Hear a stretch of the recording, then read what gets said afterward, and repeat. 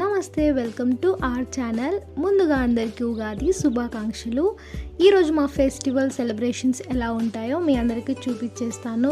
ముందుగా ముగ్గు అయితే పెట్టేశాము విత్ రంగోలీ. వెళ్ళి మేమైతే రెడీ అయిపోయాము. అమ్మ ఉగాది పచ్చడి అయితే చేస్తుంది. మా స్టైల్లో సింపుల్గా ఉగాది పచ్చడి ఎలా చేసుకుంటామో మీకు కూడా చూపిస్తాను. ముందుగా ఒక బౌల్ తీసుకొని దాంట్లోకి అయితే బెల్లాన్ని అయితే తురుముకోవాలి. తర్వాత ఎండుమిరపకాయని అయితే ముక్కలు కట్ చేసుకొని ఇలా వేసుకోవాలి. మీరు కారం కూడా వేసుకోవచ్చు. ముందుగా కట్ చేసి పెట్టిన మామిడికాయ ముక్కల్ని అయితే వేసేసుకొని చింతపండు పులుసుని అయితే పోసుకోవాలి. దాంట్లో తగినంత ఉప్పుని వేసుకుందాము. ఇప్పుడు వేపాకు పూతని అయితే వేసుకొని ఫైనల్గా బనానా పీసెస్ని అయితే వేసుకోవాలి. ఇది సింపుల్ అండ్ టేస్టీ షడ్రుచుల ఉగాది పచ్చడి. ఇంతకు మీరు ఎన్ని ఐటమ్స్ వేసారో కింద కామెంట్ చేయండి. నెక్స్ట్ దేవుడి కోసం చేసిన స్వీట్ని అయితే బౌల్లో వేసుకుంటున్నాము.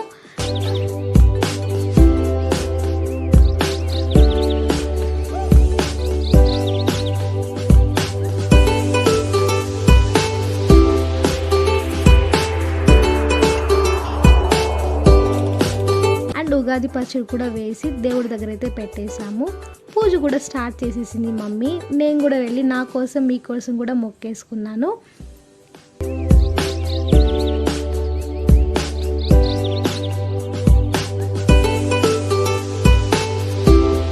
పూజ కంప్లీట్ అయిపోయింది.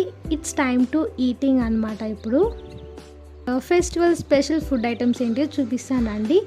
పన్నీర్, పులిహోర, లిమికర్ రైస్, వైట్ రైస్. సో ఇన్ని ఐటమ్స్ ఉన్నాయి. ఇంతకు మీరు ఎన్ని ఐటమ్స్ చేశారు? ఇన్ని ఐటమ్స్ని అయితే ఫుల్గా తినేసినాము. తినేసి రెస్ట్ అయితే తీసుకొని ఈవినింగ్ లక్కీతో బయటకి అయితే వచ్చేసాము.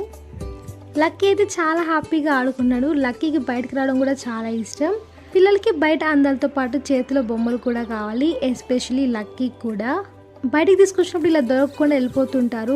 అలా అని భయం వేస్తుంది తీసుకురావాలంటే, కానీ వాళ్ళ ఆనందం కోసం తీసుకొని రావాలి. సో బయటకు వచ్చి ఇలా అయితే ఎంజాయ్ చేసాము. ఈరోజు మా ఉగాది సెలబ్రేషన్స్ ఫుల్ డే ఇలా జరిగింది. ఐ హోప్ మీకు నచ్చింది అనుకుంటున్నాను. లైక్ చేయండి. మోర్ వీడియోస్ కోసం సబ్స్క్రైబ్ చేసుకోండి. బాయ్.